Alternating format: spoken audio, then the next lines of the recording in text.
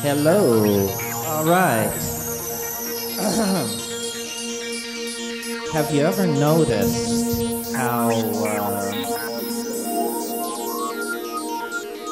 there's this quality to reality which comes and goes and kind of ebbs and flows, and nobody ever mentions it or has a name for it, except some people call it a bad hair day, or some people say things are really weird recently. And I think we never notice it and we never talk about it because we're embedded in a culture that expects us to believe that all times are the same and that your bank account doesn't fluctuate except according to the vicissitudes of your own existence.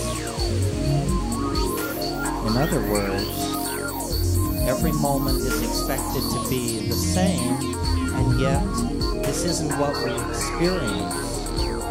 And so what I noticed was that running through reality is the ebb and flow of novelty. And some days, and some years, and some centuries are very novel indeed, and some ain't. And they come and go on all scales, differently, interweaving, resonantly. And this is what time seems to be. And science has overlooked this most salient of facts about nature, that nature is a novelty conserving engine, and that from the very first moments of that most improbable Big Bang, novelty has been conserved, because in the very beginning there was only an ocean of energy pouring into the universe. There were no planets, no stars, no molecules, no atoms, no magnetic fields. There was only an ocean of free electrons. And then time passed, and the universe cooled, and novel structures crystallized out of disorder. First, atoms of hydrogen and helium, aggregating into stars. And at the center of those stars, the temperature and the pressure created something which had never been seen before, which was fusion. And fusion cooking in the hearts of stars brought forth more novelty. Heavy elements, iron, carbon, 4-valent carbon. And as time passed, there were not only then elemental systems, but because of the presence of carbon and the lower temperatures in the universe, molecular structures.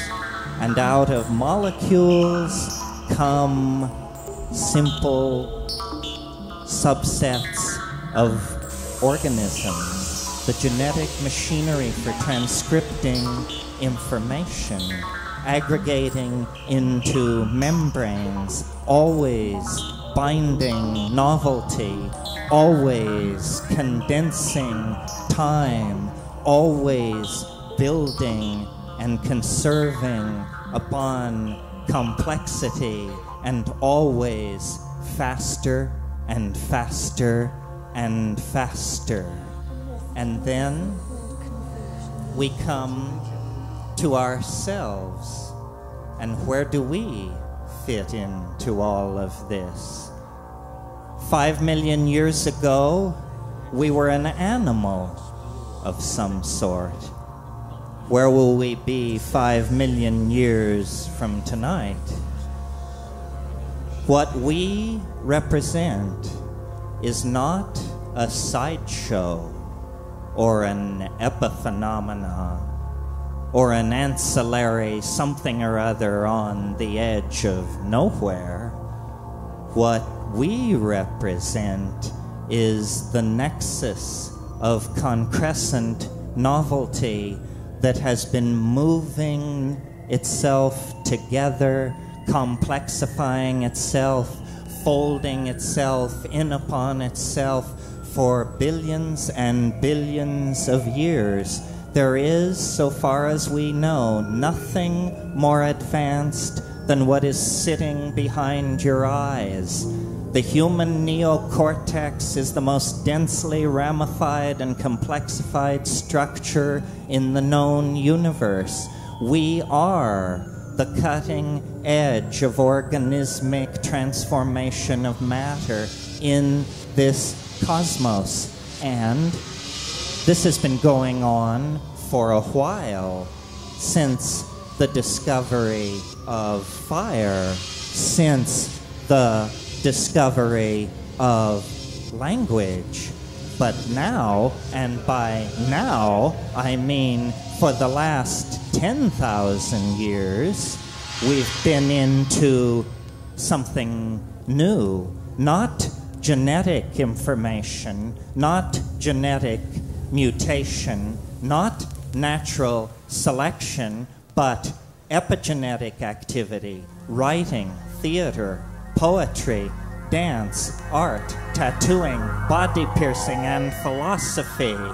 And these things have accelerated the ingression into novelty so that we have become an idea-excreting force in nature that builds temples, builds cities, builds machines, social engines, plans, and spreads over the earth, into space, into the microphysical domain, into the macrophysical domain. We, who 5 million years ago were animals, can kindle in our deserts, and if necessary upon the cities of our enemies, the very energy which lights the stars at night. Now, something peculiar is going on here. Something is calling us out of nature and sculpting us in its own image. And the confrontation with this something is now not so far away. This is what the impending apparent end of everything actually means.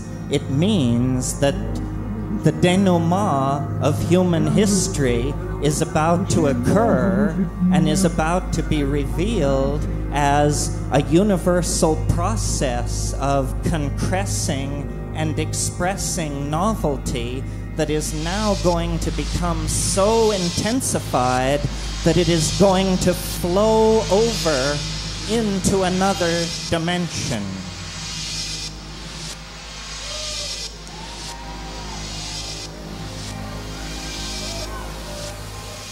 You can feel it. You can feel it in your own dreams. You can feel it in your own trips. You can feel that we're approaching the cusp of a catastrophe, and that beyond that cusp, we are unrecognizable to ourselves. The wave of novelty that has rolled unbroken since the birth of the universe has now focused and coalesced itself in our species. And if it seems unlikely to you that the world is about to transform itself, then think of it this way. Think of a pond, and think of how if the surface of the pond begins to boil, that's the signal that some enormous protean form is about to break the surface of the pond and reveal itself. Human history is the boiling of the pond surface of ordinary biology. We are flesh which has been caught in the grip of some kind of an attractor that lies ahead of us in time and that is sculpting us to its ends, speaking to us through psychedelics, through visions, through culture and technology. Consciousness, the language-forming capacity in our species, is propelling itself forward as though it were going to shed the monkey body and leap into some extra surreal space that surrounds us but that we cannot currently see. Even the people who run the planet, the World Bank, the IMF, you name it, they know that the history is ending. They know by the reports which cross their desks that what the disappearance of the ozone hole, the toxification of the ocean, the clearing of the rainforest, what this means is that the womb of the planet has reached its finite limits, and that the human species has now, without choice, begun the descent down the birth canal of collective transformation toward something right around the corner and nearly completely unimaginable. And this is where the psychedelic shaman comes in, because I believe that what we really contact through psychedelics is a kind of hyperspace. And from that hyperspace, we look down on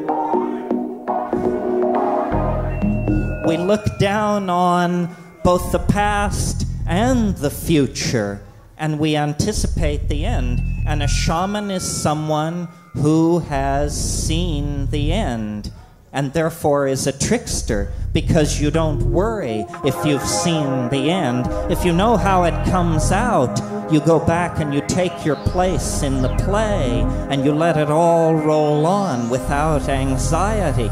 This is what boundary dissolution means. It means nothing less than the anticipation of the end state of human history, a return to the archaic mode, a rediscovery of the orgiastic freedom of the African grasslands of 20,000 years ago, a techno-escape forward into a future that looks more like the past than the future, because materialism, consumerism, product fetishism, all of these things will be eliminated, and technology will become nanotechnology and disappear from our physical presence. If we have the dream, if we allow the wave of novelty to propel us toward the creativity that is inimical to the human condition, this is what we're talking about here. Psychedelics as a catalyst to the human imagination. Psychedelics as a catalyst for language, because what cannot be said cannot be created by the community. So what we need then is the forced evolution of language, and the way to do that is to go back to the agents that created language in the very first place, and that means the psychedelic plants the Gaian Logos, and the mysterious beckoning extraterrestrial minds beyond, hooking ourselves back up into the chakras of the hierarchy of nature, turning ourselves over to the mind of the totally other that created us and brought us forth out of animal organization. We are somehow part of the planetary destiny. How well we do determines how well the experiment of life on Earth does, because we have become the cutting edge of that experiment. We define it, and we hold in our hands the power to make or to break it.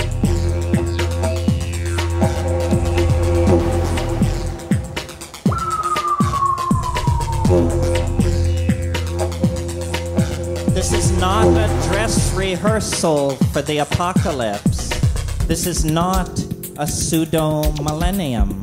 This is the real thing, folks. This is not a test. This is the last chance before things become so dissipated that there is no chance for cohesiveness. We can use the calendar as a club. We can make the millennium an occasion for establishing an authentic human civilization, overcoming the dominator paradigm, dissolving boundaries through psychedelics, recreating a sexuality not based on monotheism, monogamy, and monotony. All these things are possible if we can understand the overarching metaphor which holds it all together, which is the celebration of mind as play, the celebration of love as a genuine social value in the community. This is what they have suppressed so long. This is why they are so afraid of the psychedelics, because they understand that once you touch the inner core of your own and someone else's being, you can't be led into thing fetishism and consumerism. The message of psychedelics is that culture can be re-engineered as a set of emotional values rather than products. This is terrifying news. And if we are able to make this point, then we can pull back. We can pull back and we can transcend. 9 times in the last 1,000,000 years, the ice has ground south from the poles, pushing human populations ahead of it. And those people didn't fuck up. Why should we then? We are all survivors. We are the inheritors of 1,000,000 years of striving for the unspeakable. And now, with the engines of technology in our hands, we ought to be able to reach out and actually exteriorize the human soul at the end of time. Invoke it into existence like a UFO and open the violet doorway into hyperspace and walk through it out of profane history and into the world beyond the grave, beyond shamanism, beyond the end of history, into the galactic millennium that has beckoned to us for millions of years across space and time. This is the moment. A planet brings forth an opportunity like this only once in its lifetime, and we are ready, and we are poised, and as a community, we are ready to move into it, to claim it, to make it our own. It's there. Go for it, and thank you.